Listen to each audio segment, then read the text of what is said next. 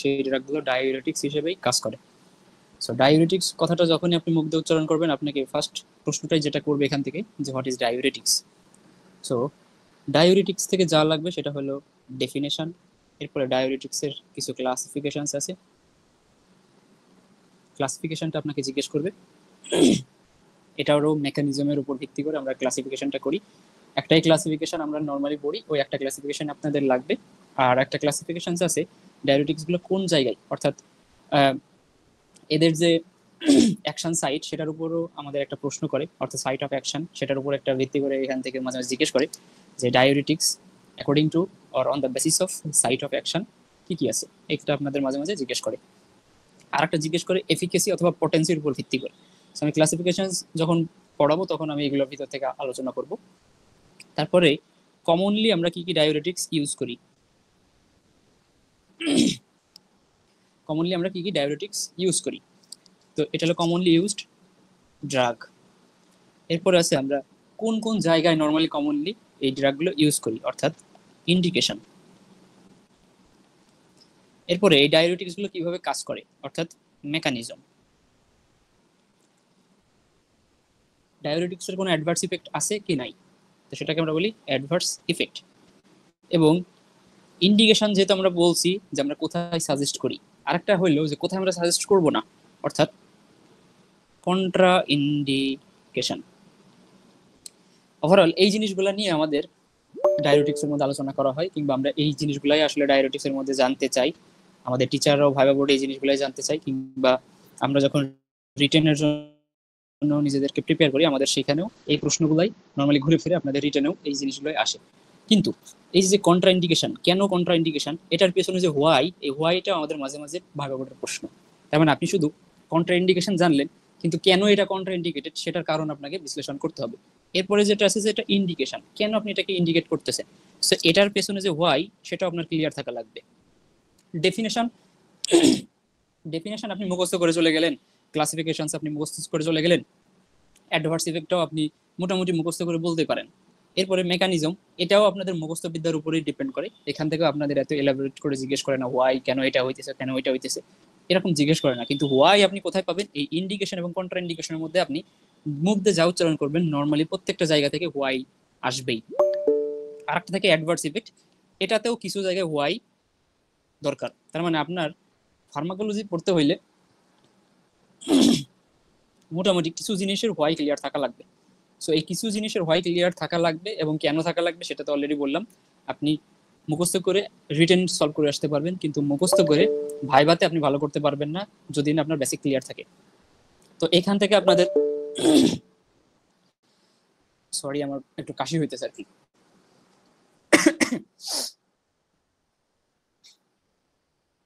তো এই জিনিসগুলোর পিছনে, যেগুলোর পিছনে আমি হোয়াই লিখে রাখছি, আমি চেষ্টা করবো আজকে ক্লাসে সবগুলোর হোয়াইটা ক্লিয়ার করার, কারণ আপনারা শুধু মুখস্থ করলে হবে না, কিছু জিনিস বুঝতে হবে। তো যাই হোক, কথা না বাড়ায় আমরা শুরু করি। তো আজকে আপনাদের ফার্মাকোলজির এটা হলো প্রথম ক্লাস। তো হোয়াট ইজ ডায়োরেটিক্স। তো ডায়োরেটিক্স এটা আপনার ফিজিওলজিতে পড়ে আসছেন, ফিজিওলজিতে আপনাদের রেনাল ফিজিওলজির মধ্যে খুব সুন্দর করে পড়ছেন। এটা ডেফিনেশন নতুন করে বোঝানোর কিছুই না। এখানকার কিছু এক্সাম্পল আপনারা পড়ছেন, ফিজিওলজিক্যাল কিছু ডায়োরেটিক্সের নাম পড়ে আসছেন, অ্যালকোহল, কফিন, ডিগক্সিন। সো এরকম কিছু জিনিস আছে যেগুলো আমাদের কি করে, ইউরিনের ভলিউমটাকে বাড়ায় দেয়। তার মানে ডায়োরেটিক্স হলে এমন কিছু জিনিস বা এমন কোনো সাবস্টেন্স যারা আমার ইউরিন আউটপুটটাকে ইনক্রিজ করতেছে, বাড়াই দিতেছে। ঠিক আছে, এখন এই ইউরিন ইনক্রিজটাকে বাড়াই দিতেছে বা ইউরিন এক্সক্রিয়েশনটাকে বাড়াই দিতেছে, এদেরকে আমরা বলতেছি ডায়োরেটিক্স। সেটার ডেফিনেশন নতুন করে বলার কিছুই নাই। এখন এখানে আমাদের কিছু ফিজিওলজিক্যাল ডায়োরেটিক্স আমরা নর্মালি আলোচনা করি। তো ফিজিওলজিক্যাল ডায়োরেটিক্স বলছি যে অ্যালকোহল, ক্যাফেইন, তারপরে টি, ডিগক্সিন, ঠিক আছে, ওয়াটার, বেশি বেশি যদি আপনি পানি খান, এগুলো আমাদের নর্মালি ডায়োরেটিক্স হিসেবে কাজ করে। আপনি বেশি বেশি পানি খেলে বডির এত পানি দরকার না, সে কি করবে, পানিকে নর্মালি এক্সক্রিট আউট করে দেবে। সো এরা নর্মাল ডায়োরেটিক্স হিসেবে আমাদের বডিতে কাজ করে। এরপরে ডেফিনেশন বললেন, তারপরে আমরা নর্মাল কিছু ডায়োরেটিক্সের নাম জানলাম। এরপরে নর্মাল যেটা জিজ্ঞেস করবে, হোয়াট আর দ্য ক্লাসিফিকেশন, অর্থাৎ ডায়োরেটিক্সের কি কি প্রকারভেদ আছে। এখন এই যে ডায়োরেটিক্সের ক্লাসিফিকেশনটা আমরা বলতেছি, এটা ফার্মার বিষয়, অর্থাৎ ড্রাগ। এখানে সবকিছু ড্রাগ নিয়ে আলোচনা করা হবে। এখন ক্লাসিফিকেশনটা আমরা কিছু জিনিসের উপর বেসিস করে করি। একটু আগে আমরা বলছি মেকানিজম অফ অ্যাকশন, কিছু জিনিসের অ্যাকশন বা মেকানিজমের উপর ভিত্তি করে, কিছু জিনিস সাইট অফ অ্যাকশনের উপর ভিত্তি করে, কিছু আছে এফিকাসির উপর ভিত্তি করে। তো এই তিনটা ক্লাসিফিকেশনস আমরা নর্মালি আলোচনা করি। সো সাইট বা মেকানিজম অফ অ্যাকশন নর্মালি এটা একটার মধ্যে আমরা নর্মালি বলি, কিন্তু আমরা একটু ডিফারেন্সিয়েট করেও বলি। আর সাইট এটার উপর ভিত্তি করে আমরা কয় ভাগে ভাগ করি, এবং এফিকাসির উপর। তো এফিকাসি এটাকে আমরা আরেকটা নামেও জানি, সেটাকে আমরা বলি পটেন্সি। এখন এই যে মেকানিজম অফ অ্যাকশন অথবা সাইট অফ অ্যাকশন, এটার উপর ভিত্তি করে আমরা কি কি ক্লাসিফিকেশন করি সেটা এখন একটু খেয়াল করি।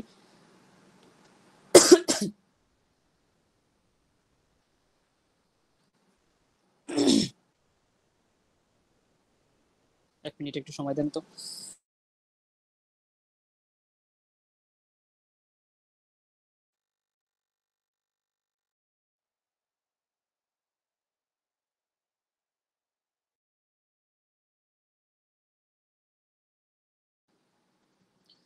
সরি, প্রচুর কাশি হইতেছে আর কি।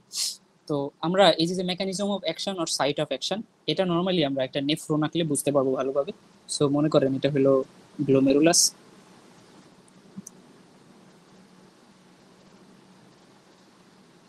এটা হলো ডিসেন্ডিং লুপ অফ হেনলি, এটা অ্যাসেন্ডিং ডিস্টাল কনভেটেড টিউবুল। এরপরে গেলে মনে করেন এটা হলো আমাদের কালেক্টিং টিউবুল হয়ে এটা হলো আমাদের কালেক্টিং ডাক্ট। সো এটা হলো আমাদের গ্লোমেরুলাস, এটা হলো পিসিটি, এটা হলো ডিসিটি, এটা হলো আমাদের কালেক্টিং টিউবুল, এটা কালেক্টিং ডাক্ট, এটা লুপ অফ হেনলে।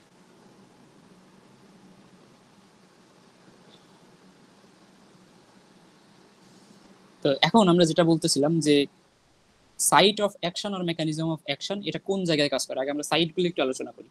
সো আমাদের যে মেকানিজম অফ অ্যাকশনের উপর ভিত্তি করে আমরা বলি যে থায়াজাইড অ্যান্ড এই রিলেটেড কিছু ডায়োরেটিক্স আছে যারা কি করে, কোথায় কাজ করে, সেটা হলো early part of the distal convoluted tubule. এই যে জায়গাটা আছে, এই জায়গাটাতে নর্মালি কারা কাজ করে, থায়াজাইড যে গ্রুপটা আছে, থায়াজাইড গ্রুপটা আমার এই আর্লি পার্ট অফ দ্য, এইখানে আমার কে কাজ করে, থায়াজাইড। এরপর আছে কিছু লুপ ডায়োরেটিক্স। তো এটা হলো থিক যে অ্যাসেন্ডিং লুপটা আছে, অর্থাৎ এই দিকটা আমার অ্যাসেন্ডটা করতেছে, এখানে আমার নর্মাল এখানে থিন পার্টটা থাকে, এর উপরে গেলে এটা হলো আমার থিক পার্ট। সো এটাকে আমরা বলি thick ascending limb of loop of Henle. এই জায়গাটাতে যেইটা কাজ করে সেটাকে আমরা বলি লুপ ডায়োরেটিক্স। এখানে আমাদের থায়াজাইড কাজ করে, এখানে এখানে কাজ করে লুপ ডায়োরেটিক্স। এরপর আছে পটাশিয়াম স্পেয়ারিং ডায়োরেটিক্স। এরা হলো লেট ডিস্টাল যে কালেক্টিং টিউবুল গুলো থাকে, এবং এইখানে কালেক্টিং টিউবুল এই জায়গাটাতে নর্মালি এখানে যারা কাজ করে তাদেরকে আমরা বলি পটাশিয়াম স্পেয়ারিং ডায়োরেটিক্স।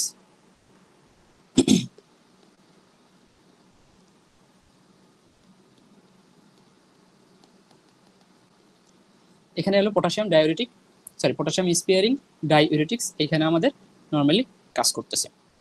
তাইলে আরেকটা জিনিস আমাদের যেটা, সেটা হলো আমাদের যে প্রক্সিমাল কনভলিউটেড টিউবুল, এখানে আরেক ধরনের ডায়োরেটিক্স আছে যাদেরকে আমরা বলি অ্যাসিটোলোজোলামাইড। এই জায়গাতে কাজ করে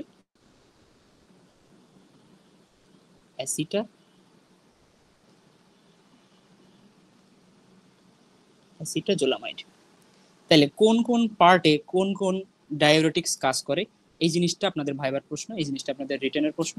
অর্থাৎ এটা আপনাদের দুই জায়গায় ফেস করতে হবে, অর্থাৎ অ্যাকশন এবং সাইট অফ অ্যাকশন। তার মানে কোন জায়গায় কোন কোন ডায়োরেটিক্স কাজ করতেছে সেটা আপনাদের একটু মেমোরাইজ করা লাগবে। পিসিটিতে কাজ করে অ্যাসিটাজোলামাইড, ডিসিটিতে কাজ করে থায়াজাইড, লুপ ডায়োরেটিক্স হিসেবে কাজ করে লুপ অফ হেনলিতে যারা কাজ করে তাদেরকে আমরা বলি লুপ ডায়োরেটিক্স, এবং যেটা আছে কালেক্টিং টিউবুল এখানে কাজ করে পটাশিয়াম স্পেয়ারিং ডাইউরেটিক্স। এরপরে এখন এদের কিছু ক্লাসিফিকেশন আপনাদের জানা লাগবে। আমরা যে গ্রুপটার কথা বলছি, অর্থাৎ একটা গ্রুপের নাম বলছি যে গ্রুপটা এইখানে কাজ করে। এখন এই গ্রুপের মধ্যে বেশ কিছু নাম আছে যেগুলোর নামগুলো আপনাদের একটু মেমোরাইজ করা লাগবে। এখন ফার্স্টে যদি আমরা আসি, সেটা হলো এই থায়াজাইড। এখন এই থায়াজাইডের মধ্যে বেশ কিছু গ্রুপ আছে। থায়াজাইড নিজে এক ধরনের ডায়োরেটিক্স, এবং থায়াজাইডের মতো কাজ করে তাদেরকে আমরা বলি থায়াজাইড লাইক ডায়োরেটিক্স। তার মানে এখানে আমরা এক ধরনের পাবো থায়াজাইড ডায়োরেটিক্স, আর একটা পাবো থায়াজাইড লাইক ডায়োরেটিক্স, অর্থাৎ এদের মতো দেখতে, এদের মতোই কাজ। তো এই কারণে এই দুটোকে আমরা আলাদা আলাদা করছি, যে থায়াজাইড ডায়োরেটিক্স এবং থায়াজাইড লাইক ডায়োরেটিক্স। এখন থায়াজাইড ডায়োরেটিক্স গুলোর মধ্যে নামের মধ্যে থায়াজাইড পাবেন, অর্থাৎ ক্লোরোথায়াজাইড, হাইড্রোক্লোরোথায়াজাইড, তারপরে হাইড্রোফ্লুমেথায়াজাইড, ঠিক আছে, তারপর পলিথায়াজাইড, এই জিনিসগুলো হলো সব থায়াজাইড ডায়োরেটিক্স। অর্থাৎ থায়াজাইড ডায়োরেটিক্স এর নামগুলো আপনারা বইয়ের মধ্যে দেখবেন সবগুলো নামের সাথে থায়াজাইড আছে, কিন্তু যেটা থায়াজাইড লাইক ডায়োরেটিক্স এর মধ্যে আপনি থায়াজাইড নামটাই পাবেন না। সো এর মধ্যে কিছু উদাহরণ আছে যে এইগুলোর নাম আপনাদের একটু মনে রাখা লাগবে, কারণ থায়াজাইডের নামগুলো আপনারা মনে রাখতে পারবেন, কিন্তু এই থায়াজাইড লাইক যে ডায়োরেটিক্স আছে এই জিনিসগুলোর ক্ষেত্রে একটু মনে রাখা লাগবে। সো 2-3টা নাম মনে রাখবেন, ইনডেপামাইড, তারপরে আছে মিটোলাজোন। সো এরা হলো থায়াজাইড লাইক ডায়োরেটিক্স। এখন এই যে থায়াজাইড অথবা থায়াজাইড লাইক যে ডায়োরেটিক্স এদের কাজটা কি? এখন একটা জিনিস মনে রাখবেন, ডায়োরেটিক্স, আমরা যত ডায়োরেটিক্সের কথা বলতেছি, একটা ডায়োরেটিক্স তত বেশি ইফেক্টিভ সে যত বেশি সোডিয়াম বডি থেকে এক্সক্রিয়েট আউট করতে পারবে। এটা হলো একদম বেসিক মেইন মানে সারসংক্ষেপ কথা।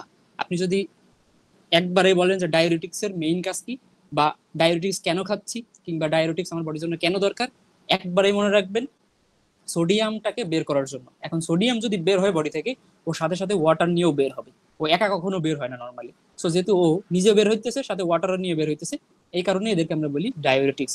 তো যেই ডায়োরেটিক্স যত বেশি সোডিয়াম বডি থেকে এক্সক্রিয়েট আউট করতে পারবে তার এফিকেসি আর পটেন্সি সব থেকে বেশি। এখন কোন জিনিসটার বেশি সেটা আমরা একটু পরে আসবো। এখন এই যে থায়াজাইডের যে ফাংশনের কথা আমরা বলছি, এই থায়াজাইড নর্মালি যেভাবে ফাংশনালি কাজটা করে এ কি করে, অর্থাৎ মেকানিজম অফ অ্যাকশন জিনিসটা কি, সংক্ষেপে যদি বলি এরা সোডিয়াম ক্লোরাইড রিঅ্যাবজর্পশনটাকে ইনহিবিট করে। এখন এই যে এখানে আছে আমাদের ডিসিটি, এই ডিসিটির এইখান দিয়ে যখন ফিল্ট্রেড ফ্লুইড এইখান দিয়ে আসবে, এখান দিয়ে আসার সময় এইখান থেকে বিভিন্ন জিনিস রিঅ্যাবজর্পশন হয়, তার মধ্যে সোডিয়াম এবং ক্লোরাইড আয়ন অন্যতম। সো এইখানে এই সোডিয়াম ক্লোরাইডটাকে ইনহিবিট করতেছে কে, এই থায়াজাইড। থায়াজাইড এইখান থেকে সোডিয়াম ক্লোরাইডটাকে মানে রিঅ্যাবজর্পশন হইতে বাধা দেয়। বাধা দেওয়ার কারণে কি হয়, এই সোডিয়াম ক্লোরাইড বেশি বেশি ইউরিনের মাধ্যমে বের হয়ে যায়, অর্থাৎ সোডিয়াম বডি থেকে বের হয়ে যাইতেছে। সো এইখানে নর্মালি একটা ট্রান্সপোর্টার সিস্টেম থাকে, এই জায়গাতে একটা ট্রান্সপোর্টার সিস্টেম থাকে যেটাকে আমরা বলি sodium chloride transporter, sodium chloride transporter. তো থায়াজাইড যে এই সোডিয়াম এবং ক্লোরাইড যে ট্রান্সপোর্টার আছে এই ট্রান্সপোর্টারটাকে ব্লক করে দেয়। এখন কোন একটা ট্রান্সপোর্টার যদি বন্ধ হয়ে যায় তাহলে ও কোনো ইলেকট্রোলাইটকে না ভিতরে ঢুকাইতে পারবে না ভিতর থেকে বাইরে পাঠাইতে পারবে, ঠিক আছে, জাস্ট লাইক সোডিয়াম পটাশিয়াম পাম্পের মতো দেখে আসছেন। সো এইখানেও আমার ওই রকম কাজটাই করবে যে সোডিয়াম ক্লোরাইড যে ট্রান্সপোর্টার আছে এটা বন্ধ করে দিবে।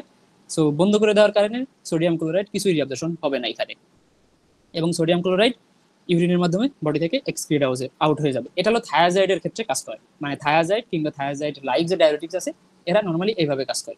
এরপরে যেটা আছে যে লুপ ডায়োরেটিক্স, অর্থাৎ যে এই যে thick ascending limb of loop of Henle, এই জায়গাতে নর্মালি কাজ করে লুপ ডায়োরেটিক্স। এই লুপ ডায়োরেটিক্স গুলো হলো সব থেকে এফিকাসিয়াস জিনিস, মানে এদের সব থেকে এফিকাসি হাই, কারণ এরাই সব থেকে বেশি সোডিয়ামকে বডি থেকে এক্সক্রিয়েট আউট করে। কেন বেশি এক্সক্রিয়েট আউট করে সেটাও বলতেছি। এই জায়গাটুকুতেই আমার নর্মালি সব থেকে বেশি সোডিয়াম রিঅ্যাবজর্পশন হয়, ঠিক আছে, সাইড এইখানেই সব থেকে সোডিয়াম বেশি রিঅ্যাবজর্পশন হয়। আর এইখানেই একটা চ্যানেল থাকে যেটাকে আমরা বলতেছি সোডিয়াম পটাশিয়াম টু ক্লোরাইড, এরকম একটা ট্রান্সপোর্টার এখানে আমাদের থাকবে। এখন এই যে লুপ ডায়োরেটিক এরা যে কি করে, এই যে ট্রান্সপোর্টারটারে ব্লক করে দেয়। যখন এই ট্রান্সপোর্টার ব্লক হয়ে যাইতেছে, না সোডিয়াম রিঅ্যাবজর্পশন হবে না ক্লোরাইড না পটাশিয়াম, এখান থেকে কেউ এখানে রিঅ্যাবজর্পশন হতে পারতেছে না, যার কারণে কি হইতেছে মানে সোডিয়াম ইউরিনের মাধ্যমে বের হয়ে যাইতেছে, অর্থাৎ major portion of the sodium এইখানে যেহেতু রিঅ্যাবজর্পশন হয়, তো এই জায়গাটাতেই যেহেতু এরা ব্লক করে রাখছে, সো এখান থেকে আমার সোডিয়াম রিঅ্যাবজর্পশন হচ্ছে না, সাথে সাথে ক্লোরিনও রিঅ্যাবজর্পশন হচ্ছে না। সো এই কারণে এটার আমরা বলি হাই এফিকেসিয়াস ডায়োরেটিক্স। সো এরা বডির প্রায় 25% থেকে 30%, এটা বিভিন্ন রকম আছে, তো 25 থেকে 30%, কোথাও 20 থেকে 30% বলা আছে, আবার কোথাও 25% বলা আছে। সো আপনারা যেটা আপনাদের কলেজে প্রেফার করে সেটাই বলবেন। তো 25 অথবা 30% বডির যে টোটাল সোডিয়াম লোড সেটারে এরা এক্সক্রিয়েট আউট করে দিতে পারে।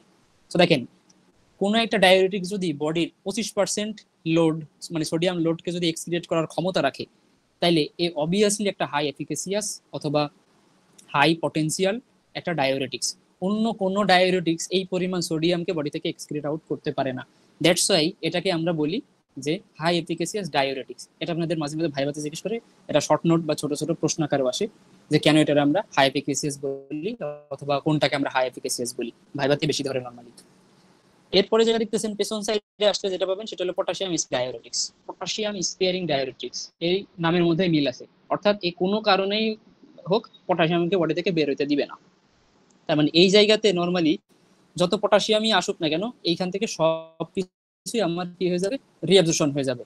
অর্থাৎ রিঅ্যাবজর্পশন হবে কি হবে না সেটা পরের বিষয়, কিন্তু পটাশিয়াম স্পেয়ারিং ডায়োরেটিক্স এরা নর্মালি আমার যে লেট ডিস্টাল কনভলিউটেড টিউবুল বা কালেক্টিং টিউবুল আছে এরা ইনহিবিট করতেছে। এখানে ইনহিবিট করতেছে কোথায়, আমার বডির যে পটাশিয়াম আছে এই পটাশিয়ামটা যাতে বের হয়ে লুমেনের মধ্যে না যাইতে পারে সেটাকে ইনশিওর করতেছে।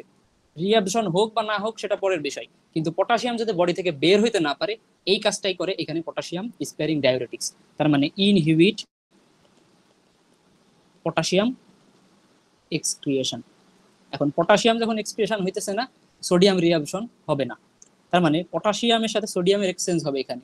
তো যেহেতু পটাশিয়াম বের হইতে পারতেছে না, সো বাইরে থেকে সোডিয়াম ঢোকার কোনো কথাই আসতেছে না, তার মানে সোডিয়ামকেও রিঅ্যাবজর্পশন করতে বাধা দিতেছে, তো সোডিয়ামটা বের হয়ে যাবে।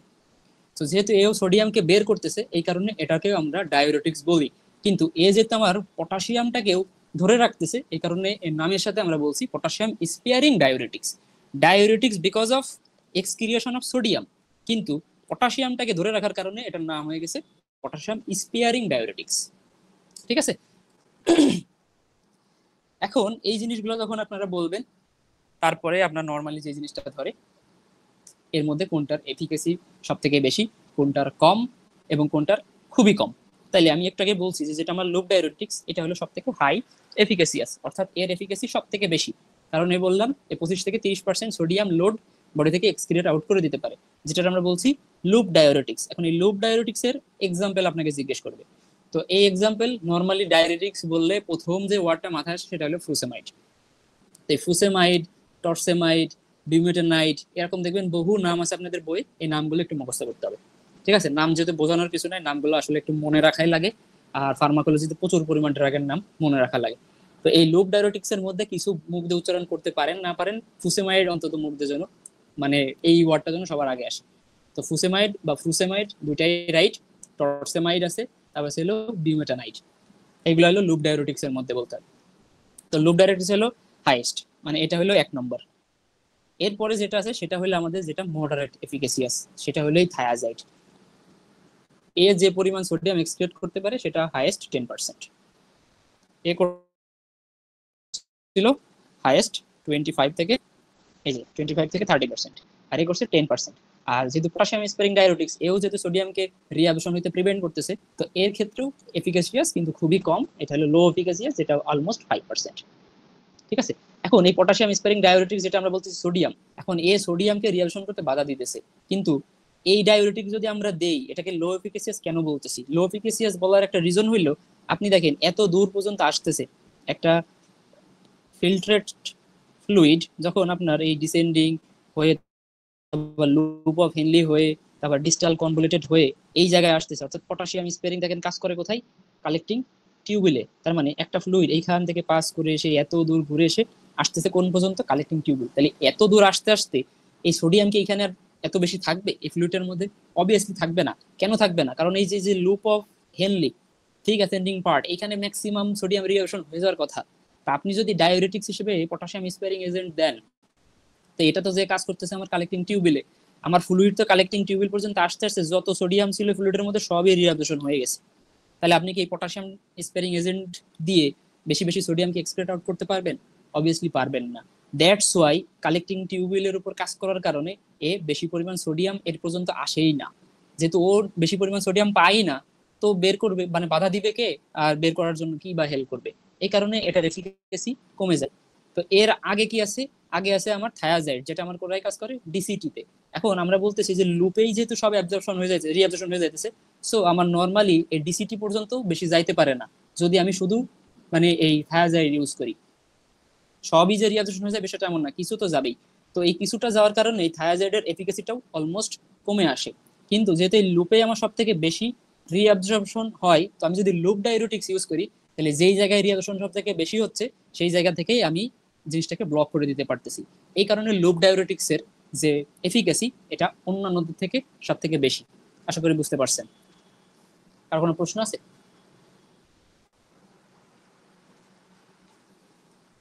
আচ্ছা ঠিক আছে, কারো কোনো প্রশ্ন না থাকলে আমরা নেক্সট যে প্রশ্নটা আছে এখান থেকে আমরা কমনলি ইউজড ডায়োরেটিক্স, আমরা কমনলি কোন কোন ডায়োরেটিক্স ইউজ করি। সো একটু আগে যেগুলো বললাম, হাই এফিকাসিয়াস ফুসেমাইড, তারপরে আমরা নর্মালি পটাশিয়াম স্পেয়ারিং এজেন্টের ক্ষেত্রে স্পাইরোনোলেকট্রন, হাইড্রোক্লোরোথায়াজাইড, থায়াজাইডের ক্ষেত্রে আমরা থায়াজাইড ইউজ করি, মাঝে মাঝে ম্যানিটল ইউজ করি, অ্যাসিটোজোলামাইড, এগুলো আমরা নর্মালি কমনলি ইউজড ড্রাগস, যেগুলো আমরা নর্মালি ওয়ার্ডে গেলে ইউজ করি। ঠিক আছে, সো কোন ওয়ার্ডে গেলে আপনারা বেশি বেশি থায়াজাইডের দেখবেন, নর্মালি আপনাদের যে কিডনি পেশেন্টগুলোর ক্ষেত্রে আমরা এগুলো বেশি ইউজ করি। তারপর যাদের পালমোনারি এডিমা থাকে তাদের ক্ষেত্রে আমরা বেশি ইউজ করি। কেন করি সেগুলো আমি একটু পরে ব্যাখ্যাতে আসবো। সো এইগুলো হলো আমরা কমনলি ইউজড, মানে যে ইউজগুলো আমরা ডায়াবেটিস হিসেবে বাংলাদেশে হসপিটালগুলোতে নর্মালি ব্যবহার করি, এগুলো হলো সব থেকে বেশি ইউজ করি। এখন কোন ক্ষেত্রে, যেটা আমরা বলছি যে ইন্ডিকেশন, অর্থাৎ হোয়াই আমরা কেন একজন পেশেন্টকে থায়াজাইড বা ডায়োরেটিক্স দিতেছি, অর্থাৎ হোয়াই এর মধ্যে যখনই আপনি যাবেন, তো ডায়োরেটিক্স কি বের করে, এক্সেস ফ্লুইড, এক্সেস সোডিয়াম, তো এদেরকে বডি থেকে এক্সক্রিয়েট করা লাগবে। তার মানে আমার বডিতে যদি কোনো কারণে পানির পরিমাণ বেড়ে যায়, অথবা কোনো কারণে যদি ইলেকট্রোলাইটের পরিমাণ বেড়ে যায়, এখন শুধু কি সোডিয়াম না, পটাশিয়াম বেড়ে গেলেও হইতে পারে, ক্যালসিয়াম বেড়ে গেলেও হইতে পারে। অর্থাৎ ইলেকট্রোলাইটের পরিমাণ যখন বেড়ে যায়, ইলেকট্রোলাইটকে বের করার জন্য আমার পানিও বের করে দেওয়া লাগে আলটিমেটলি। সো এই কারণে আমরা ডায়োরেটিক্স ইউজ করি। এখন আমার বডিতে ফ্লুইড বেড়ে যেতে পারে কোন কোন কন্ডিশনে, আপনি যদি গ্রসলি চিন্তা করেন, আমার বডিতে ফ্লুইড অ্যাকুমুলেশন হইতেছে। সো নর্মালি থার্ড ইয়ারের থেকে আপনারা ওয়ার্ড করতেছেন, সো ওয়ার্ড করার কারণে আপনারা জেনারেল এক্সামিনেশন মোটামুটি সবাই পারেন আমি আশা করতেছি। সো নর্মালি আমার বডিতে ইডিমা হইলে আমরা বলি যে অ্যাকুমুলেশন অফ ফ্লুইড। এখন আমাদের বডিতে অ্যাসাইটিস হইলে আমরা বলি যে অ্যাকুমুলেশন অফ ফ্লুইড, অর্থাৎ এখানে দুই জায়গায় আমার ফ্লুইড হয়, অর্থাৎ ফ্লুইড জমতেছে। এখন ফ্লুইড কেন জমতেছে, যেটা আমরা বলতেছি ইডিমা অথবা অ্যাসাইটিস বা অন্য কোনো কারণে হইতে পারে। এখন ফ্লুইড কমতে পারে বা ফ্লুইড বাড়তে পারে, হয় আমার বডি থেকে ঠিকঠাক ভাবে এক্সক্রিয়েট হইতেছে না, নো এক্সক্রিয়েশন, অথবা বেশি বেশি ফ্লুইড আপনি ইনটেক করতেছেন কিন্তু সেই এক্সেস ফ্লুইডটাও বডি থেকে এক্সক্রিয়েট হচ্ছে না। তার মানে এক্সক্রিয়েশনে প্রবলেম, যার কারণে বডিতে ফ্লুইড বেড়ে যাইতেছে। আবার বিভিন্ন রকম ডিজিজের ক্ষেত্রে ফ্লুইড রিটেনশন বা ধরে রাখার সমস্যাগুলো দেখা যায়, কিন্তু আমরা ধরে নিতে পারি রেনাল ডিজিজটা আমাদের এখানে সব থেকে কমনলি হইতে পারে। তো এটার আমরা বলি নেফ্রোটিক সিনড্রোম। ঠিক আছে, নেফ্রোটিক সিনড্রোম অর্থাৎ রেনাল ডিজিজের ক্ষেত্রে হইতে পারে এরকম। এখন রেনাল ডিজিজ হোক বা অন্য কোনো ডিজিজ হোক, তো আমাদের বডিতে আবার অনেক জায়গায় ইডিমা দেখা যায়, অর্থাৎ সেগুলো অর্গান স্পেসিফিক, আমরা রেনাল ডিজিজের হিসেবে না, সেগুলো অর্গান স্পেসিফিক কিছু ডিজিজ আছে যেখানে আমরা ইডিমা দেখতে পারি। তার মধ্যে একটা আছে পালমোনারি ইডিমা, ব্রেনে যখন হয় তখন সেটা আমরা বলি সেরেব্রাল ইডিমা, যখন লাংসে আমাদের যখন হার্টের চারপাশে হবে, ঠিক আছে, তখন সেটার আমরা নর্মালি হার্ট ফেলিউর বলি। হার্ট ফেলিউর হইলে নর্মালি ফ্লুইড ঠিকঠাকভাবে বডিতে ডিস্ট্রিবিউশন হয় না, তো তখন সেখানে বিভিন্ন জায়গায় আমার কিন্তু এডিমাটাস স্টেট হইতে পারে। অথবা ব্লাড যদি নিচ থেকে আমার যদি হার্ট পর্যন্ত না আসে বা হার্ট যদি ঠিকঠাকভাবে কাজ না করে, তখনও বিভিন্ন জায়গায় ইডিমা দেখা যাইতে পারে। আরেকটা জিনিস হইতে পারে, সেটা হলো লিভার ডিজিজের ক্ষেত্রে। ঠিক আছে, সেটা লিভার সিরোসিস হইতে পারে বা আমি ধরে নিই লিভার ডিজিজ। সো এইরকম কিছু কন্ডিশনে নর্মালি কি হইতে পারে, আমার বডিতে ইডিমা ডেভেলপ করতে পারে। সো এইগুলো হলো মেইন রিজন আমার বডিতে ফ্লুইড এক্সেস হওয়ার পিছনে। তাইলে এই রকম ডিজিজ যদি কোনো একটা পেশেন্ট নিয়ে আপনার কাছে আসে, আপনি সাজেস্ট করলেন কিংবা আপনি মনে করলেন যে পেশেন্টের পালমোনারি ইডিমা আছে, তাহলে অবশ্যই আপনার মাথায় প্রথম জিনিসটা আসবে, যেহেতু পালমোনারি ইডিমা আছে, তাহলে এই পেশেন্টের বডি থেকে আমার এক্সেস ফ্লুইডটাকে বের করতে হবে। তাহলে এক্সেস ফ্লুইডটাকে যখন আপনি বের করতে চাইবেন, তখন আপনার মাথায় যে এই জিনিসটা আসবে বা আপনার হাতে যে অপশনটা আসবে, সেটা হলো ডায়োরেটিক্স। তার মানে বিভিন্ন রকম অর্গানের ডিজিজের সময় আপনি ডায়োরেটিক্স ইউজ করতে পারেন। এখন কথা হইলো যে শুধু কি ডিজিজের সময় আমি এই ডায়োরেটিক্স ইউজ করতে পারি, অন্য কোনো সময় আমি কি ডায়োরেটিক্স ইউজ করতে পারি না? হ্যাঁ পারি, কারণ ডায়োরেটিক্স ইউজ করতেছি আমরা এক্সেস ফ্লুইডটাকে বের করার জন্য। অর্থাৎ আমাদের যে ইন্ট্রাভেনাস যে ফ্লুইডটা আছে, এই ফ্লুইডটা বেড়ে যাওয়ার কারণে আমরা নর্মালি এই ডায়োরেটিক্স গুলো ইউজ করতেছি। ঠিক আছে, ব্লাডের মধ্যে যে এক্সট্রা ফ্লুইড সেটা। এখন তো ইন্ট্রাভেনাস ফ্লুইডটাকে বের করতেছি, এখন ইন্ট্রাভেনাস ফ্লুইড যদি কোনো কারণে বেড়ে যায়, অর্থাৎ বেশি অর্থাৎ একটা ভেসেলের মধ্যে যত বেশি ব্লাড থাকবে, সো ভেসেলের গায়ে এসে তত বেশি প্রেশার ক্রিয়েট করবে। তো এটারে আমরা বলি নর্মালি ব্লাড প্রেশার। অর্থাৎ ভেসেলস এর উপরে কি পরিমাণ প্রেশার ক্রিয়েট করতেছে, ভলিউম অফ দ্য ব্লাড, সেটা আমরা বলতেছি blood pressure. So blood pressure বেড়ে যাওয়াটাকে আমরা নর্মালি বলি হাইপার টেনশন। সো হাইপার টেনশনের পেশেন্ট যদি কারোর থাকে বা কারো যদি হাইপার টেনশন থাকে, সেই ক্ষেত্রে এটা কিন্তু একটা নন ইডিমাটাস কন্ডিশন। সো নন ইডিমাটাস কন্ডিশনে হাইপার টেনশনের পেশেন্টের ক্ষেত্রে এক্সেস ভলিউমটা এক্সক্রিট করানোর জন্য আমরা ডায়োরেটিক সাজেস্ট করি। শুধু কি আমরা হাইপার টেনশনে করি না, একটু আগে আমি একটা কথা বলছিলাম যে আমাদের বডিতে যদি কোনো কারণে এই যে ইলেকট্রোলাইটস গুলোর ইমব্যালেন্সের কারণে বা এদের যদি এক্সেস অ্যামাউন্ট বেড়ে যায়, তখন আমরা কি করি, ডায়োরেটিক্স ইউজ করি। তো সেইগুলো কিন্তু আমার নন ইডিমাটাস কন্ডিশন। তো মনে করেন ক্যালসিয়াম বেড়ে গেছে, সেটা আমরা বলছি হাইপার ক্যালসিমিয়া। তো হাইপার ক্যালসিমিয়া হইলেও আমার তখন ডায়োরেটিক্স ইউজ করা লাগে। এখন আপনাদের মাঝে মাঝে যদি আপনারা এই প্রশ্নগুলো পারেন, তো আপনাদের টিচাররা মাঝে মাঝে ভালো আপনারা জানেন কিনা বা কোন জায়গায় কোন ডিজিজে আমরা কি ডায়োরেটিক্স ইউজ করি সেটাও মাঝে মাঝে জিজ্ঞেস করে যে কোন ডিজিজে আপনি কোন ডায়োরেটিক্স ইউজ করবেন। সো নর্মালি যাদের এই যে পালমোনারি এডিমা থাকে, ঠিক আছে, পালমোনারি এডিমা, তারপরে আপনাদের যে এই যে লিভার সিরোসিস কিংবা হার্ট ফেলিউর, এই সকল পেশেন্টদের ক্ষেত্রে আমরা নর্মালি যে ইউগুলো ইউজ করি সেটা হলো লুপ ডায়োরেটিক্স অর্থাৎ ফুসেমাইড। একদম এই পেশেন্টের গুলো যে আমরা দিয়ে দিই লুপ ডায়োরেটিক্স অর্থাৎ ফুসেমাইড দিয়ে দিই। কিন্তু যদি সেরেব্রাল ইডিমা থাকে, সেরেব্রাল ইডিমার ক্ষেত্রে আমরা ফুসেমাইড দিতে পারবো না। এই ক্ষেত্রে নর্মালি আমরা অসমোটিক ডায়োরেটিক্স দিই। ঠিক আছে, এক্ষেত্রে আমরা অসমোটিক ডায়োরেটিক্স দিই। এখানে এনকেফালোপ্যাথি হওয়ার একটা চান্স থাকে, দেখ সেগুলো অনেক অন্য কথাবার্তা। তো এই জিনিসগুলো মাঝে মাঝে যদি আপনারা ভালো পারেন তাহলে আপনাদের এই জিনিসগুলো ধরে। তাহলে ইন্ডিকেশন, ডায়োরেটিক্স এর ইন্ডিকেশন মোটামুটি আপনারা বুঝতে পারছেন যে আমরা কেন ডায়োরেটিক্স সাজেস্ট করতেছি। এখন চলে আসি আমরা মেকানিজম অর্থাৎ স্পেসিফিক ডায়োরেটিক্স কিভাবে কাজ করে সেটার ক্ষেত্রে আমরা এখন আসি। তো যেটা আমাদের সব থেকে হাইলি এফিকাসি যে ডায়োরেটিক্স সেটা হলো ফুসেমাইড। তাহলে আমরা ফুসেমাইডের যেটা হলো লুপ ডায়োরেটিক্স, তাহলে লুপ ডায়োরেটিক্স এর মেকানিজমটা খেয়াল করি। তো মনে করেন এটা হলো আমাদের সেল, কি সেল, এটা হলো মনে করেন আমাদের যে থিক অ্যাসেন্ডিং লিম্বের যে সেলগুলো আছে সেখানে। এখন এটা হলো সেল, এর পাশে হলো আমাদের লুমেন, এই পাশে হলো ব্লাড ভেসেলস। তো এটা হলো আমাদের লুমেন, কিসের লুমেন, এটা হলো আপনাদের যে আমাদের যে নেফ্রনের যে লুমেনটা সেটাকে আমরা বলতেছি এটা লুমেন, অর্থাৎ এখানে আমাদের ইউরিন আছে।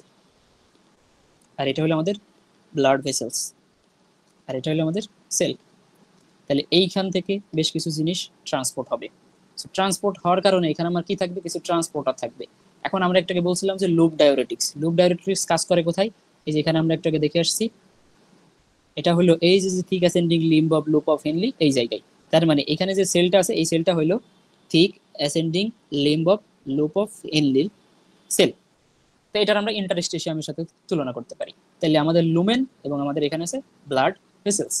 তাহলে লুমেন এবং ব্লাড ভেসেলস এর মধ্যে আমার কাহিনীটা হচ্ছে, তাহলে এখানে আমার কিছু ট্রান্সপোর্টার আছে।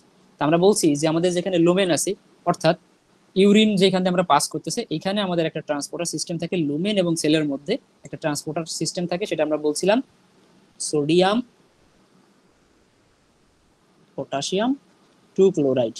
এই যে চ্যানেলটা আমার আছে এইখানে আমার এই চ্যানেলগুলো আছে, সোডিয়াম পটাশিয়াম এবং টু ক্লোরাইড। তাহলে এইখান দিয়ে যখন ইউরিন নিচের দিকে নামতেছে, অর্থাৎ এইখান দিয়ে মনে করেন ইউরিন নিচের দিকে নামতেছে, সো ইউরিনের মধ্যে যে সোডিয়াম আছে, যে পটাশিয়াম আছে, যে ক্লোরিন আছে, এই জিনিসগুলো ব্লক হয়ে থাকার কারণে এখান দিয়ে এরা রিঅ্যাবজর্পশন হইতে পারতেছে না। কারণ আমরা একটু আগে দেখে আসছি যে ফুসেমাইড কি করতেছে বা লুপ ডায়োরেটিক্স কি করতেছে, এই যে ট্রান্সপোর্টার আছে এই ট্রান্সপোর্টার বন্ধ করে দিতেছে। তার মানে এই ট্রান্সপোর্ট যখন বন্ধ, তাহলে এই যে ইউরিনের মধ্যে দিয়ে যে সোডিয়াম পটাশিয়াম আসতেছিল এরা ঢুকতে পারতেছে না, না ঢুকতে পারার কারণে এরা বের হয়ে যাইতেছে। এটা একটা মেইন কারণ। আর একটা কারণ আছে, আর একটা কারণ হলো এইখানে আমাদের কিছু চ্যানেল থাকে, যেই চ্যানেল দিয়ে পটাশিয়াম বের হয়ে যাইতে পারে, পটাশিয়াম বের হয়ে যেতে পারে। এখন এই পটাশিয়ামটা বের হয়ে যাওয়ার জন্য দায়ী যে জিনিসটা সেটা হইলো আমাদের যে সোডিয়াম পটাশিয়াম পাম্প টাইপের যে একটা জিনিস হয় এখানে, ঠিক আছে। তো এটার আমরা বলি lumen positive potential. Lumen positive পটেনশিয়ালটা যদি ফুসেমাইড এসে যদি এটা বন্ধ করে দেয়, সো ভেতরে আমার যে পটাশিয়াম থাকে সেটা এখান দিয়ে বের হয়ে যায়। এখন এই যে বললাম সোডিয়াম পটাশিয়াম পাম্প, এই সোডিয়াম পটাশিয়াম পাম্পটা হয় নর্মালি এই জায়গাতে, অর্থাৎ ভেসেলস এবং আমাদের যে সেল, এই সেল এবং ভেসেলসের এইখানে।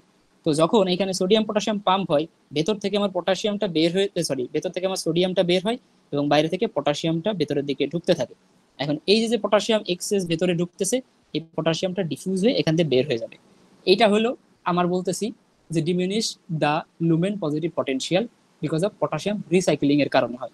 এখন সোডিয়াম প্রত্যেকটা সাইকেলে বের হইতেছে, ভিতরে আমার পজিটিভিটি ক্রিয়েট ছিল, সেই পজিটিভিটি আস্তে আস্তে কমে যাইতেছে, কারণ প্রত্যেকটা সোডিয়াম পটাশিয়াম পাম্পে একটা করে পজিটিভ আয়ন বের হয়ে যাইতেছে। তো ভেতরে আমার কি হইতেছে, যে একটা পজিটিভ পটেনশিয়াল ছিল সেটা নষ্ট করে দিতেছে এই সাইকেলটা। সো এখন এই কারণে কি হইতেছে, পটাশিয়াম বের হয়ে যাইতেছে, সোডিয়াম বের হয়ে যাইতেছে, আমার ক্লোরিনও বডি থেকে বের হয়ে যাইতেছে। তার মানে এই লুপ ডায়োরেটিক্সটা আছে, এই লুপ ডায়োরেটিক্সটা অলমোস্ট সবাইকে বের করে দিতেছে। এখন এরা যখন বের হইতেছে তখন আরো একটা জিনিস বের করে দেয়, ঠিক আছে? এরা শুধুমাত্র লুপ ডায়োরেটিক্স এইগুলোরই বের করে না, আরো কিছু জিনিসের এক্সক্রিয়েশন বাড়ায় দেয়, সেটা হলো ম্যাগনেসিয়াম এবং ক্যালসিয়াম। কোনো কারণে যদি এখানে ম্যাগনেসিয়াম এবং ক্যালসিয়াম এখানে আসে, সেই ম্যাগনেসিয়াম এবং ক্যালসিয়াম নর্মালি পটাশিয়ামের সাথে এক্সচেঞ্জ হয়ে ভিতরে ঢোকে, অর্থাৎ পটাশিয়াম ম্যাগনেসিয়াম অথবা পটাশিয়াম ক্যালসিয়ামের সাথে ভিতরে ঢোকে, কিন্তু এখানে পটাশিয়াম নিজেই বের হয়ে যাইতেছে। সো এর সাথে তার এক্সচেঞ্জ করার কিছুই নাই, এক্সচেঞ্জ করতেও পারে না। সো এই কারণে ম্যাগনেসিয়াম এবং ক্যালসিয়াম এই দুটো এখান থেকে বের হয়ে যায়। তার মানে লুপ ডায়োরেটিক্স আলটিমেটলি কাদের এক্সক্রিয়েশন করতেছে? সো এখানে যদি দেখেন তাহলে লিস্টটা কিন্তু অনেক বড়। সোডিয়াম, পটাশিয়াম, ক্লোরাইড, এরপরে কি আছে? Magnesium, calcium. তাহলে এতগুলা ইলেকট্রোলাইটকে এরা কিন্তু বের করে দিতেছে। সো ফুসেমাইড যা করতেছে সেটা হলো বেশি বেশি রেনাল ব্লাড ফ্লোটাকে বাড়াইতেছে। বেশি বেশি রেনাল ব্লাড ফ্লো আসার কারণে কি হইতেছে? আমার গ্লোমেরুলার ফিল্ট্রেশন রেট বাড়তেছে, যেটাকে আমরা বলি জিএফআর বেড়ে যাইতেছে। যত বেশি জিএফআর বাড়বে তত বেশি ইউরিন ফর্মেশন হবে, প্রত্যেক মিনিটই 1 ml করে ইউরিন ফর্মেশন হবে। যত বেশি ইউরিন ফর্মেশন হবে তত বেশি ডায়ালিসিস হবে। সো এইটা হলো ফুসেমাইড করতেছে। এখন এই ফুসেমাইড যদি এই জিনিসগুলো করতেছে, তখন আপনাকে নেক্সট যে জিনিসটা করবে, তাহলে আমরা ফুসেমাইড কখন দিই, অর্থাৎ কোন টাইপসের পেশেন্টের ক্ষেত্রে আমরা ফুসেমাইড সাজেস্ট করি। ফুসেমাইড নর্মালি আমরা যে সকল পেশেন্টদের ক্ষেত্রে দিই যাদের অ্যাকিউট পালমোনারি এডিমা থাকে। অ্যাকিউট পালমোনারি ইডিমা, যেটা আপনারা মাঝে মাঝে বলেন যে লাংসে পানি জমছে। তো এই লাংসে যেহেতু পানি জমছে, এটা একটা ইডিমাটাস কন্ডিশন, লাংসের মধ্যে পানি জমা। সো এই এক্সট্রা ফ্লুইডটাকে বের করে দেওয়ার জন্য আমরা কি দিই? এলো ডায়োরেটিক্স দিই। এরপর যদি কোনো পেশেন্টের যদি রেনাল ফেলিউর থাকে, কারোর রেনাল ফেলিউর থাকলে কি হইতে পারে না, বেশি ফ্লুইড এক্সক্রিয়েট হইতে পারে না বা জিএফআর ঠিকঠাক ভাবে কাজ করতে পারে না, তখন ফ্লুইডটা বডির মধ্যে থাকে। তো এক্সট্রা ফ্লুইডটাকে বের করে দেওয়ার জন্য আমরা ডায়োরেটিক্স দেই, ঠিক আছে? এইটা তো এই ক্ষেত্রে গেল। যদি কোনো পেশেন্টের যদি ক্যালসিয়াম লেভেল বেড়ে যায়, সেটা আমরা বলি হাইপার ক্যালেমিয়া। তো পেশেন্টের যদি হাইপার ক্যালেমিয়া থাকে, সেক্ষেত্রে আমরা লুপ ডায়োরেটিক্স ব্যবহার করি। সো এই তো গেল আমাদের ব্যাপার স্যাপার যে আমরা কোথায় লুপ ডায়োরেটিক্স ইউজ করি, অর্থাৎ ফুসেমাইডের ইন্ডিকেশন। তাহলে ফুসেমাইড কিভাবে এইগুলোকে আমরা করতেছি সেই জিনিসটা আপনাদের একটু জানা লাগবে, এবং কিভাবে এরা কাজ করে সেটাও একটু জানা লাগবে। এখন আপনাদের মাঝে মাঝে জিজ্ঞেস করে যে পালমোনারি এডিমা বা রেনাল ফেলিওর কিংবা হাইপারক্যালসেমিয়া, এই ক্ষেত্রে আপনার কিভাবে এই ফুসেমাইড গুলো কাজ করে। সো যেহেতু আমরা বলছি যে ফুসেমাইড এই যে সোডিয়াম, ক্লোরাইড, ক্যালসিয়াম, ম্যাগনেসিয়াম, এইগুলোর রিঅ্যাবজর্পশনটাকে কমায় দেয়। কোথায় কমায় দেয়? থিক অ্যাসেন্ডিং লিভ অফ হেনলিতে কমায় দেয়। যেহেতু এদের রিঅ্যাবজর্পশন হচ্ছে না, তাহলে ইউরিন দিয়ে এরা লবণ আকারে, অর্থাৎ এরা তো সল্ট আকারে বের হয়ে যাবে। এখন যেহেতু এরা সল্ট, তো সল্ট সবসময় কাকে করে? ওয়াটারকে অ্যাট্রাক্ট করে। সো ও নিজে তো যাইতে পারবে না, ও যখন যাবে এক্সট্রা ওয়াটারকে নিয়ে ওরা বের হয়ে যাবে। যখন এরা বের হয়ে যাবে তখন কি হবে? আমার যে ভেসেলস এর মধ্যে যে ব্লাড ভলিউমটা কমে যাবে। ব্লাড ভলিউমটা কমে গেলে হার্টের উপরে ওয়ার্কলোডটাও কমে যাবে, কারণ বেশি বেশি ভলিউম তখন আর হার্টকে পাম্প করা লাগবে না। হার্টের ওয়ার্ক যখন কমে যাবে তখন pre load plus after load দুইটাই কমে যাবে। তখন এই পালমোনারি এডিমার পেশেন্ট একটু রিল্যাক্স ফিল করবে, ঠিক আছে? পালমোনারি যাদের থাকে তারা একটু রিল্যাক্স ফিল করবে, ঠিক আছে? এবং আস্তে আস্তে এই পালমোনারি ইডিমাটাও কমে যাবে, কারণ ফ্লুইড বের হয়ে যাইতেছে। সো এরকম কিছু ব্যাখ্যা আপনাদের মাঝে মাঝে জিজ্ঞেস করে যে আমরা কেন এই পেশেন্টগুলোর ক্ষেত্রে এই জিনিসগুলো দেই। তার মানে প্রত্যেকটার যখনই আপনি ইন্ডিকেশন বলবেন, প্রত্যেকটার পেছনে আপনার ব্যাখ্যা বলতেই হবে, ঠিক আছে? এইটা হইলো মেইন কথাবার্তা। এখন এর সাথে আপনাদের আরেকটা জিনিস আছে, সেটা হইলো অ্যাডভার্স ইফেক্ট। এই যে এখানে বলছিলাম অ্যাডভার্স ইফেক্ট। তাহলে আপনি যদি লুপ ডায়োরেটিক্স দেন, তাহলে লুপ ডায়োরেটিক্স দিলে একটা পেশেন্টের কি এমন হইতে পারে? এখন যদি এটা বেশি মাত্রায় হয়ে যায়, তখন অ্যাডভার্স ইফেক্ট হিসেবে অনেক কিছুই হইতে পারে। কারণ আমরা একটু দেখছি যে প্রচুর পরিমাণ ইলেকট্রোলাইট, অনেক ধরনের ইলেকট্রোলাইটকে কমায় ফেলে। তার মানে বডিতে বিভিন্ন জিনিসের হাইপো কন্ডিশন ক্রিয়েট করতে পারে। তো যেহেতু সকল সল্ট বের হয়ে যাইতেছে, তো সল্ট যদি বের হয়ে যায়, ও প্রচুর পরিমাণ ওয়াটার নিয়েও বের হয়ে যাইতেছে। সো বেশি বেশি সল্ট বের হওয়া মানে বেশি বেশি ওয়াটার বের হয়ে যাওয়া। সো এটার কারণে কি হইতে পারে? পেশেন্ট হাইপোভলিউমিয়াতে হয়ে যাবে, তা হাইপোভলিউমিক শকও হয়ে যেতে পারে, ঠিক আছে? পেশেন্টের হাইপোভলিউমিক শক অ্যারাইজ করতে পারে ভলিউম কমে যাওয়ার কারণে, ঠিক আছে? ক্যালসিয়াম বের হয়ে যাইতেছে, পটাশিয়াম বের হয়ে যাইতেছে, সেটা এই কারণে আমরা বলতেছি হাইপোক্যালেমিয়া হইতে পারে। বেশি বেশি পটাশিয়াম এক্সক্রিয়েট হয়ে যায়। তারপরে হাইপোক্যালসেমিয়া হইতে পারে, কারণ বেশি বেশি ক্যালসিয়াম বের হয়ে যাওয়ার কারণে, ঠিক আছে? এরপরে ম্যাগনেসিয়াম যেহেতু বের হয়ে যাইতেছে, ম্যাগনেসিয়ামিয়া হতে পারে ইনক্রিজ ম্যাগনেসিয়াম এক্সক্রিয়েশনের কারণে। তো এই জিনিসগুলো তো হইতেছে। আর যেহেতু ভলিউম কমে যাইতেছে এই কারণে ব্লাড প্রেশারও ফল করতে পারে, ব্লাড প্রেশার কমে যাবে। তো যাদের নর্মালি হাইপার টেনশন থাকে তাদের ক্ষেত্রে যেহেতু আমরা এইগুলো দেই, সো বেশি দিয়ে দিলে কিন্তু ব্লাড ভলিউম কমে যায়, ব্লাড প্রেশারও কমে যাইতে পারে। আর একটা জিনিস এখান থেকে আমাদের হয়, নর্মালি এখানে কিছু অটোটক্সিসিটি প্রডিউস করে কানে কম শোনে পেশেন্ট, ঠিক আছে। এখানে অটোটক্সিসিটি হইতে পারে। আর একটা হয় মেটাবলিক অ্যালকালোসিস।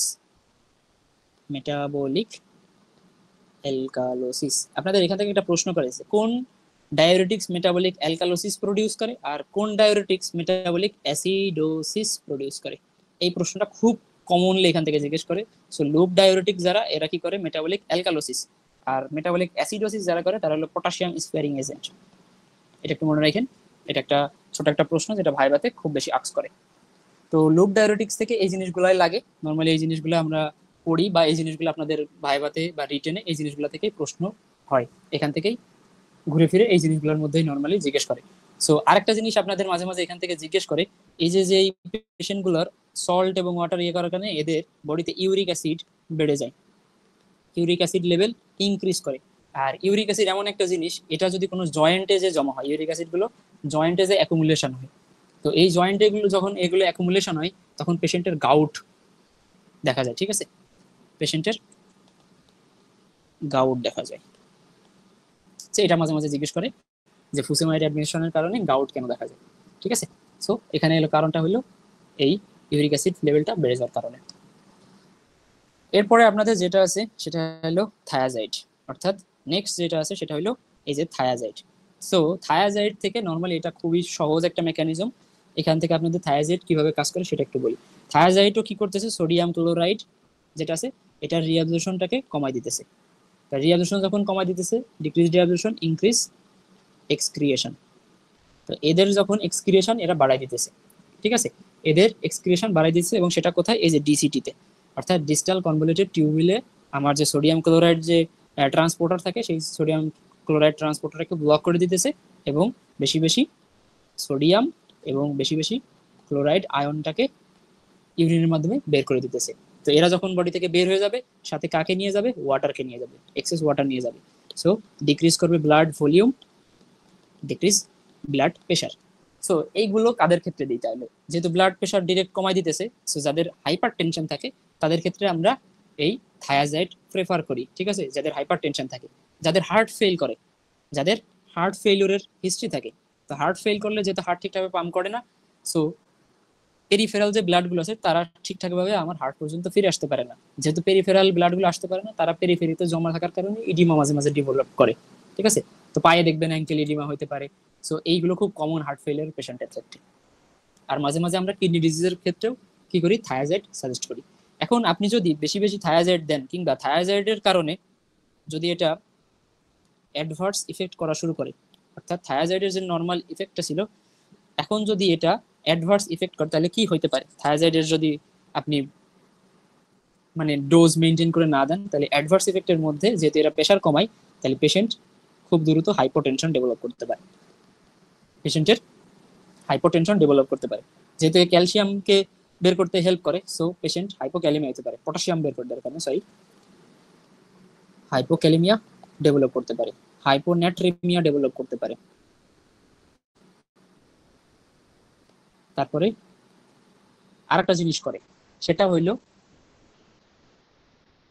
মেটাবলিক অ্যালকালোসিস, এবং এইগুলো তো সব করলো হাইপো কন্ডিশন, কিন্তু এর আবার কিছু ব্যাড ইফেক্টও আছে, মানে আরো ব্যাড ইফেক্ট হলো এই কিছু জিনিসকে ইনক্রিজ করে ফেলে, অর্থাৎ ইনক্রিজ করে কিছু।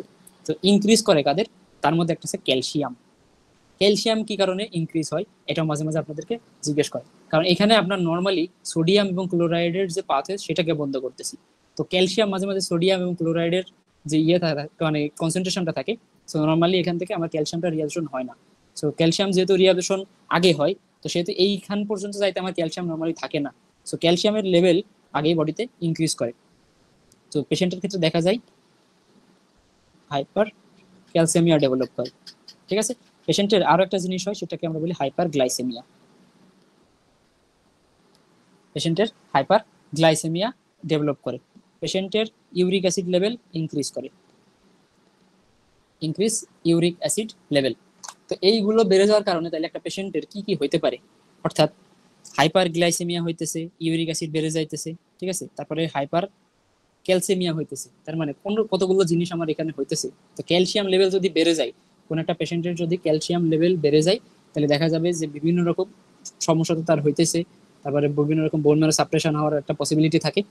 সো এখানে যখন আমার এটা হইতেছে, আর একটা হলো হাইপার গ্লাইসেমিয়া। হাইপার গ্লাইসেমিয়া বেড়ে গেলে নর্মালি যাদের ডায়াবেটিক্স থাকে, সো ডায়াবেটিক্স মেলাইটাস হইতে পারে। যাদের থাকে সে তো আরো বেশি খারাপের দিকে যায়, আর যাদের নাই তাদের ক্ষেত্রে ডায়াবেটিক্স মেলাইটাস হইতে পারে।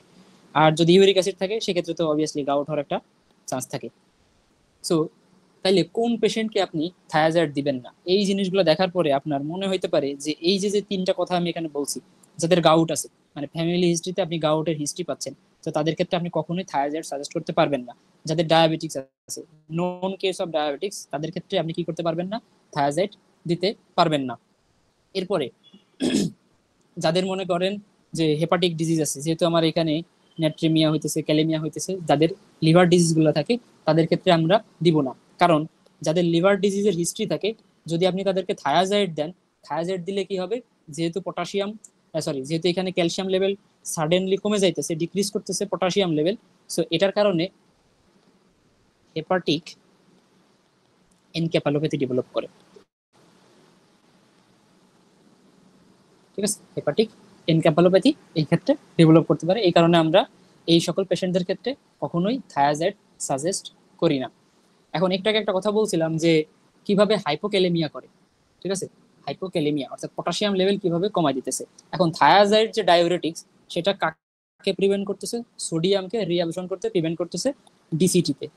যখন সোডিয়ামকে রিঅ্যাবসর্পশন করতে পারতেছে না, সো সোডিয়াম আমার ইউরিনের মধ্যে বেশি বেশি যাচ্ছে, এবং সেটা আমার কই যাচ্ছে, সোডিয়াম আমার কালেক্টিং ডাক্ট বা কালেক্টিং টিউবুল, ওই জায়গায় আমার কি বেড়ে যাইতেছে, increase sodium concentration in collecting tubule বা কালেক্টিং ডাক্ট। তো যখন আমার এই কালেক্টিং ডাক্ট বা কালেক্টিং টিউবুলের মধ্যে বেশি বেশি সোডিয়াম যাবে, তখন ওই জায়গায় আমার একটা হরমোন থাকবে, সেটা হলো অ্যালডোস্টেরন। তো এই অ্যালডোস্টেরনটাকে স্টিমুলেশন দেবে। অ্যালডোস্টেরন সিক্রেশনটা তখন কি হবে, সিক্রেশন বেড়ে যাবে। তো যখন অ্যালডোস্টেরন সিক্রেশন আমার বেড়ে যাইতেছে সিটিতে এবং সিডিতে, তখন কি করতেছে, এরা সোডিয়াম রিঅ্যাবজর্পশন করা শুরু করে।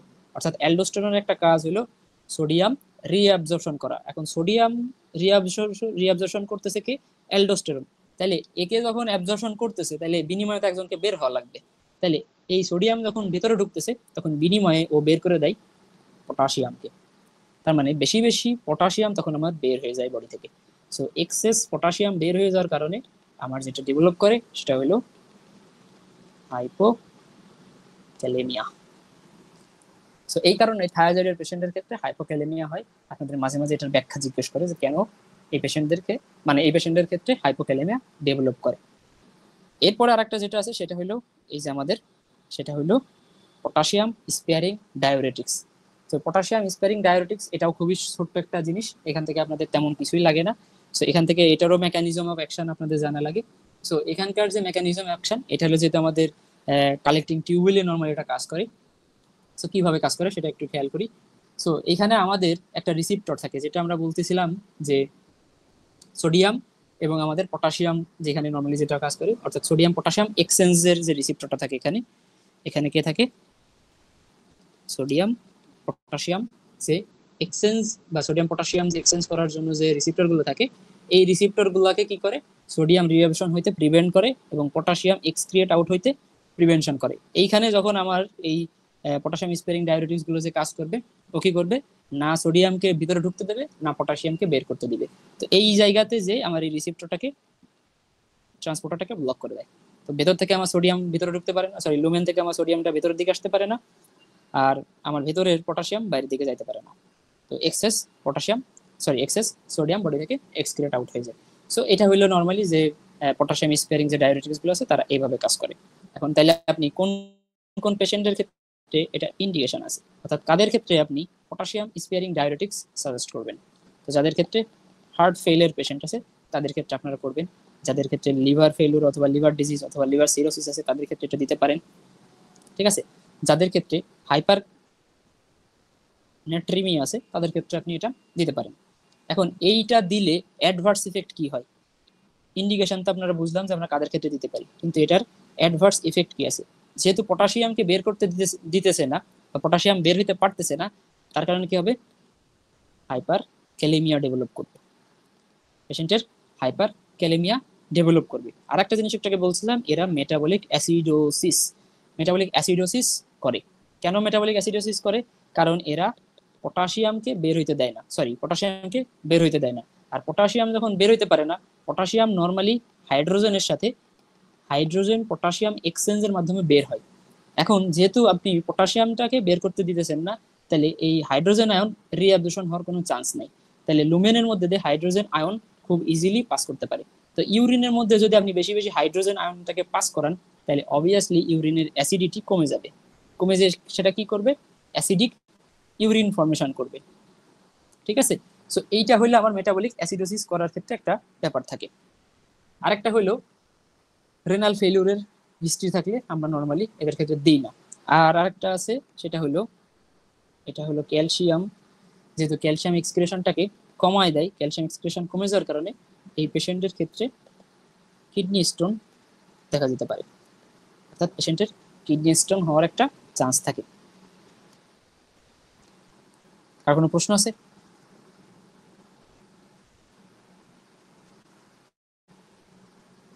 তাহলে আপনাদের এই ডায়োরেটিক্স থেকে কি কি পড়তে হবে সেটা যদি আমি একটু সংক্ষেপে আবার একটু বলি।